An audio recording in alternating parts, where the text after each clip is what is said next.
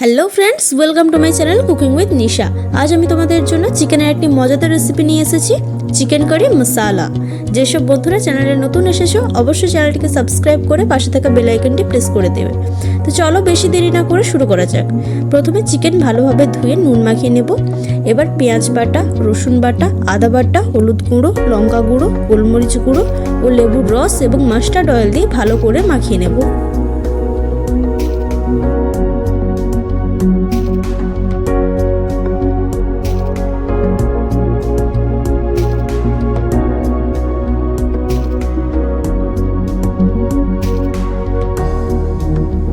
এরপর চিকেন কারির জন্য কেটে রাখা আলুতে নুন মাখিয়ে কিছুক্ষণ রেখে দেব।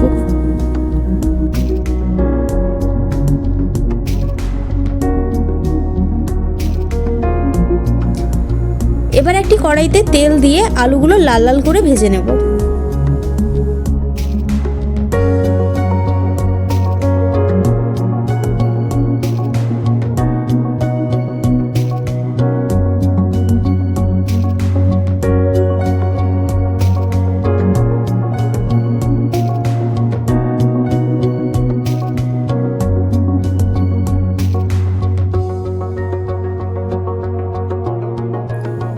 আলু নামিয়ে নেওয়ার পর এবার কড়াইতে পরিমাণ মতো তেল দিয়ে অল্প পরিমাণ চিনি, গরম মশলা, তেজপাতা, গোটা শুকনো লঙ্কা দিয়ে তাতে পেঁয়াজ কুচি, গোটা কাঁচা লঙ্কা, টমেটো কুচি, রসুন বাটা, আদা বাটা, হলুদ গুঁড়ো ও শুকনো লঙ্কা গুঁড়ো দিয়ে ভালোভাবে নাড়াচাড়া করে নেব।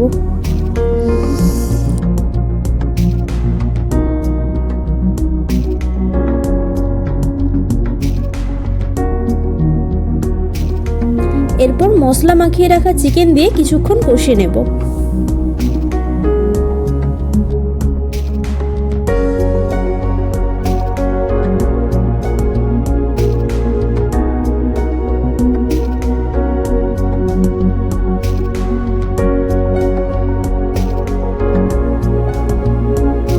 চিকেন কষানো হয়ে গেলে এরপর ফ্রাই করে রাখা আলু দিয়ে পরিমাণ মতো জল দিয়ে কিছুক্ষণ ফুটিয়ে নেব।